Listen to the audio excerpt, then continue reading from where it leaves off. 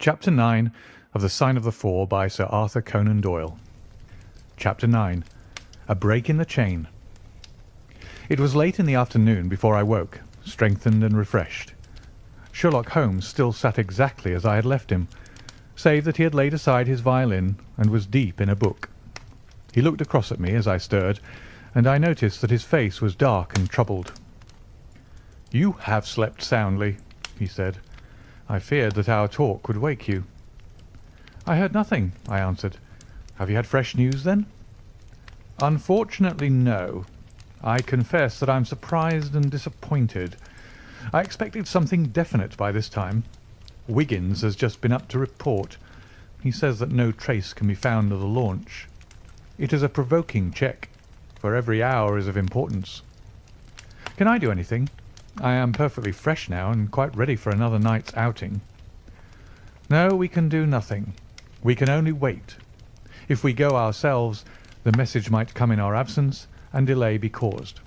You can do what you will, but I must remain on guard." "Then I shall run over to Camberwell and call upon Mrs. Cecil Forrester. She asked me to yesterday." "On Mrs. Cecil Forrester?" asked Holmes, with the twinkle of a smile in his eyes. "Well, of course, Miss Morstan too. They were anxious to hear what happened." "I would not tell them too much," said Holmes. "Women are never to be entirely trusted. Not the best of them."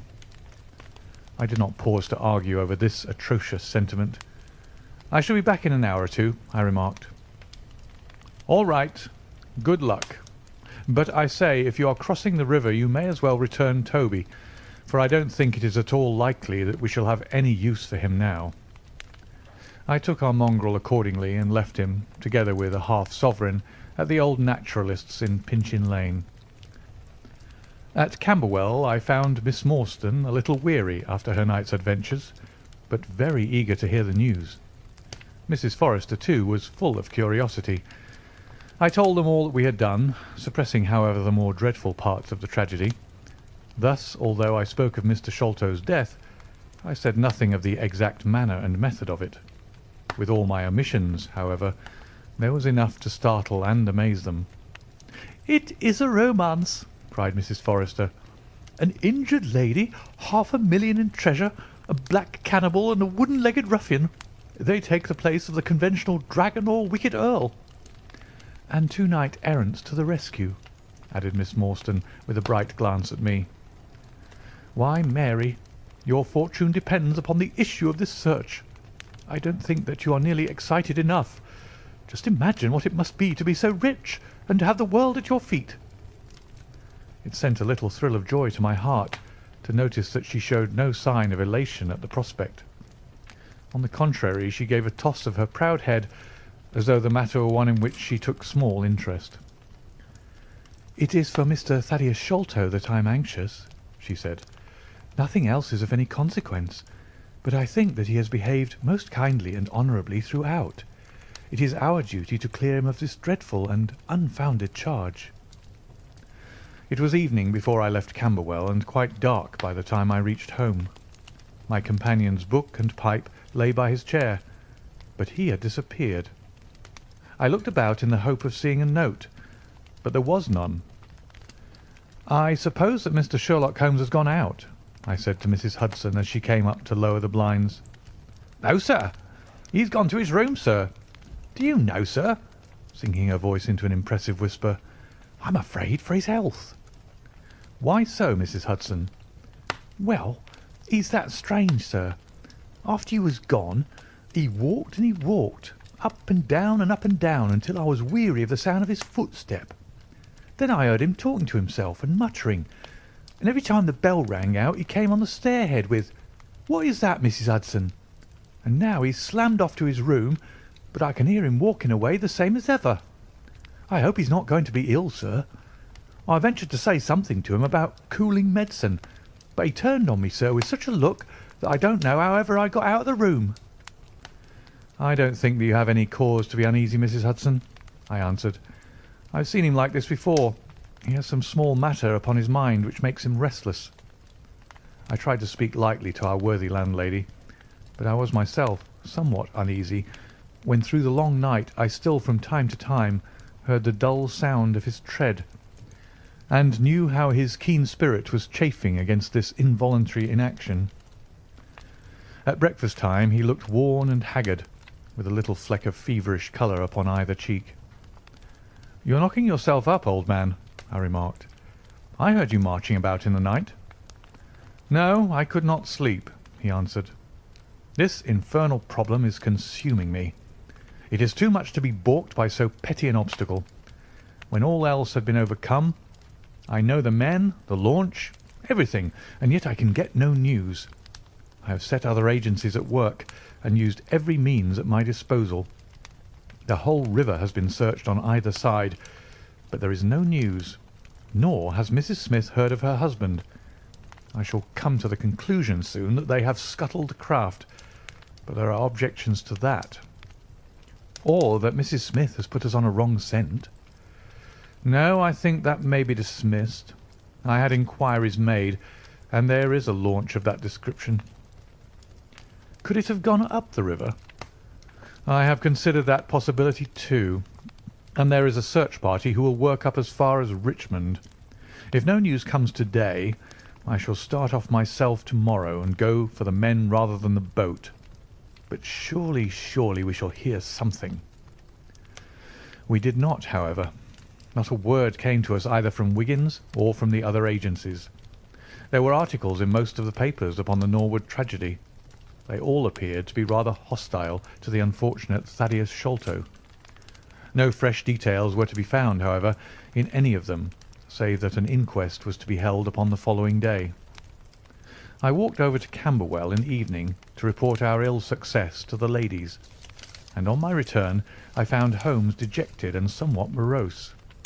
He would hardly reply to my questions, and busied himself all evening in an abstruse chemical analysis which involved much heating of retorts and distilling of vapours, ending at last in a smell which fairly drove me out of the apartment. Up to the small hours of the morning I could hear the clinking of his test tubes, which told me that he was still engaged in his malodorous experiment. In the early dawn I woke with a start and was surprised to find him standing by my bedside, clad in a rude sailor dress with a pea jacket and a coarse red scarf round his neck. "I am off down the river, Watson," said he. "I have been turning it over in my mind, and I can see only one way out of it. It is worth trying at all events." "Surely I can come with you then," said I. "No, you can be much more useful if you'll remain here as my representative. I am loath to go, for it is quite on the cards that some message may come during the day, though Wiggins was despondent about it last night. I want you to open all notes and telegrams, and to act on your own judgment if any news should come. Can I rely upon you?" "Most certainly." "I am afraid that you will not be able to wire to me, for I can hardly tell yet where I may find myself. If I am in luck, however, I may not be gone so very long. I shall have news of some sort or other before I get back." I had heard nothing of him by breakfast time. On opening the Standard, however, I found that there was a fresh allusion to the business. "With reference to the Upper Norwood tragedy," it remarked, "we have reason to believe that the matter promises to be even more complex and mysterious than was originally supposed. Fresh evidence has shown that it is quite impossible that Mr. Thaddeus Sholto could have been in any way concerned in the matter. He and the housekeeper, Mrs. Bernstone, were both released yesterday evening. It is believed, however, that the police have a clue as to the real culprits, and that it is being prosecuted by Mr. Athelney Jones of Scotland Yard, with all his well-known energy and sagacity. Further arrests may be expected at any moment." That is satisfactory so far as it goes, thought I. Friend Sholto is safe, at any rate. I wonder what the fresh clue may be, though it seems to be a stereotype form whenever the police have made a blunder. I tossed the paper down upon the table, but at that moment my eye caught an advertisement in the agony column. It ran in this way: "Lost.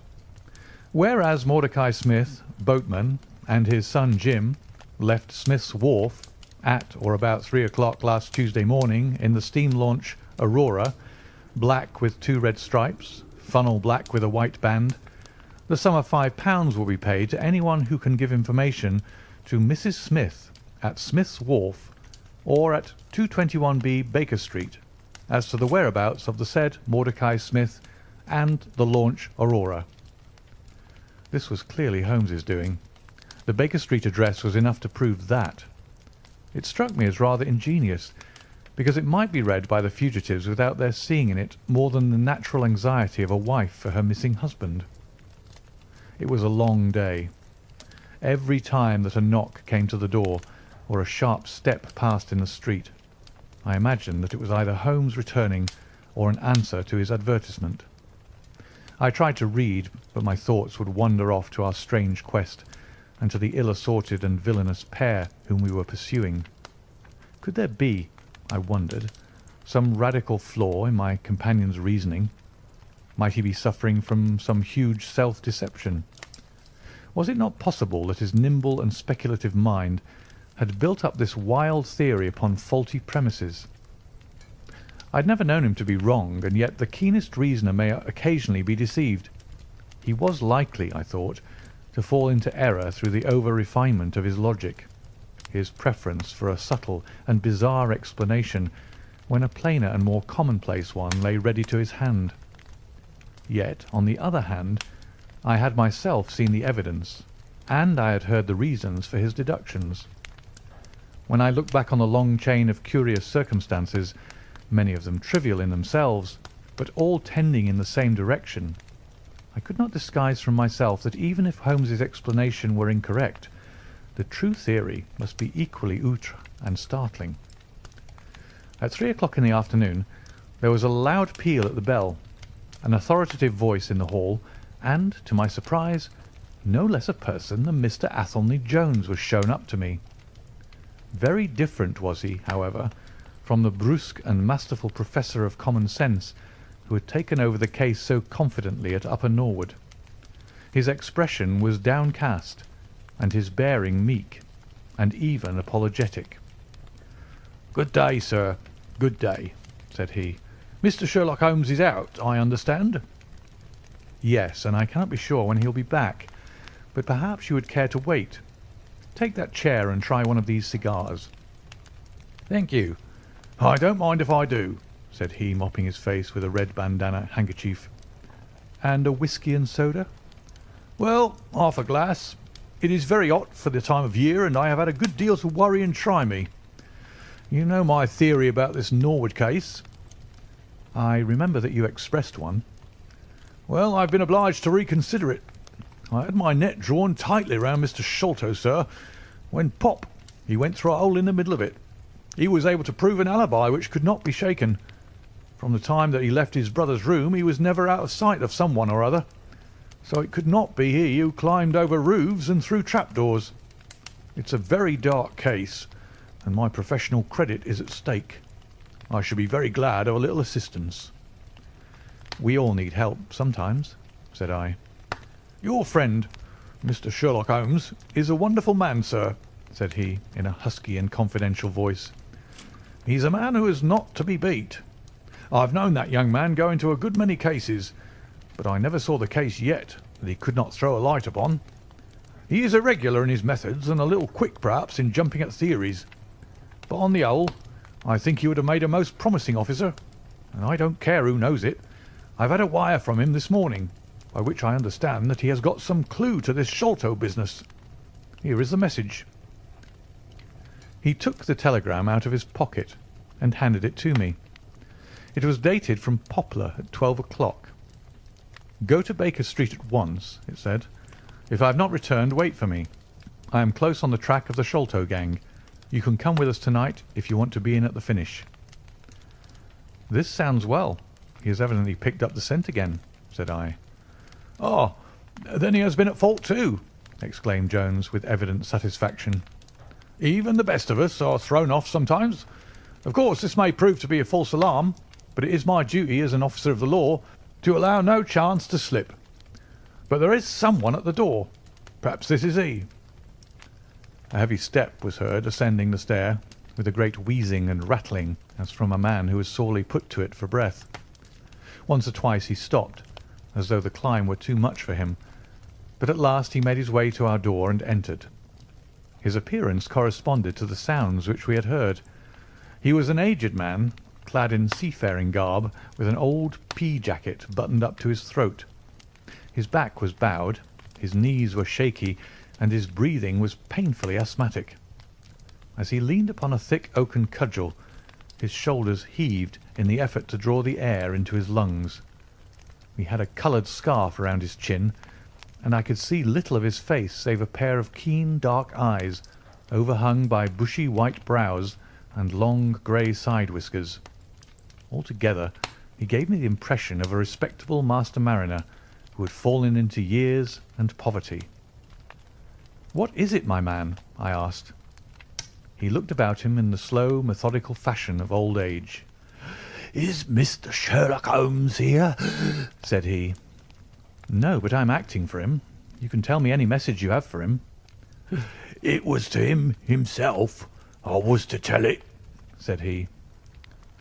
"But I tell you that I'm acting for him. Was it about Mordecai Smith's boat?" "Yes, I knows well where it is, and I knows where the men he is after are, and I knows where the treasure is. I knows all about it." "Then tell me, and I shall let him know." "It was to him I was to tell it," he repeated with the petulant obstinacy of a very old man. "Well, you must wait for him." "No, no, I ain't going to lose a whole day to please no one. If Mr. Holmes ain't here, then Mr. Holmes must find it all out for himself. I don't care about the look of either of you, and I won't tell a word." He shuffled towards the door, but Athelney Jones got in front of him. "Wait a bit, my friend," said he. "You have important information, and you must not walk off. We shall keep you whether you like it or not until our friend returns."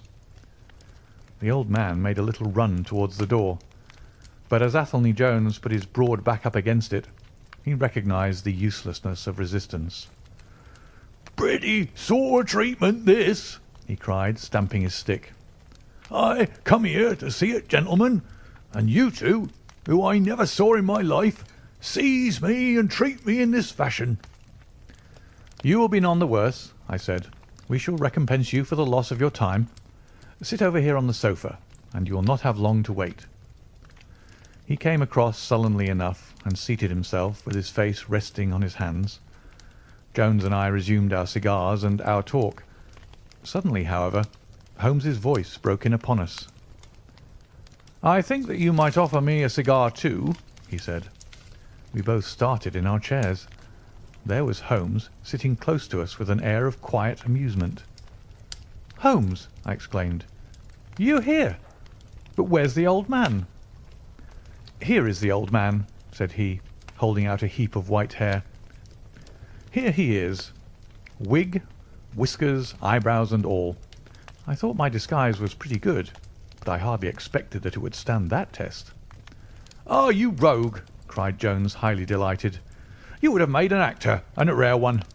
You had the proper workhouse cough, and those weak legs of yours are worth £10 a week. I thought I knew the glint of your eye, though. You didn't get away from us so easily, you see." "I have been working in that get-up all day," said he, lighting his cigar. "You see, a good many of the criminal classes begin to know me, especially since our friend here took to publishing some of my cases. So I can only go on the warpath under some simple disguise like this." "You got my wire?" "Yes, that was what brought me here." "How has your case prospered?" "It has all come to nothing. I've had to release 2 of my prisoners, and there is no evidence against the other 2. "Never mind. We shall give you 2 others in the place of them. But you must put yourself under my orders. You are welcome to all the official credit, but you must act on the line that I point out. Is that agreed?" "Entirely, if you'll help me to the men." "Well, then, in the first place I shall want a fast police boat, a steam launch, to be at the Westminster Stairs at 7 o'clock." "That is easily managed. There's always one about there, but I can step across the road and telephone to make sure." "Then I shall want 2 stanch men in case of resistance." "There will be 2 or 3 in the boat." What else? When we secure the men, we shall get the treasure.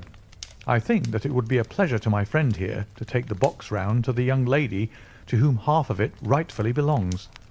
Let her be the first to open it. Eh, Watson? It would be a great pleasure to me. Rather an irregular proceeding, said Jones, shaking his head. However, the whole thing is irregular, and I suppose we must wink at it. The treasure must afterwards be handed over to the authorities until after the official investigation. Certainly. That is easily managed. One other point. I should much like to have a few details about this matter from the lips of Jonathan Small himself. You know I like to work the detail of my cases out. There is no objection to my having an unofficial interview with him, either here in my rooms or elsewhere, as long as he is efficiently guarded. Well, you're a master of the situation. I've had no proof yet of the existence of this Jonathan Small. However, if you can catch him, I don't see how I can refuse you an interview with him. That is understood, then. Perfectly. Is there anything else? Only that I insist upon your dining with us. It will be ready in half an hour. I have oysters and a brace of grouse, with something a little choice in white wines. Watson, you have never yet recognised my merits as a housekeeper. End of chapter 9.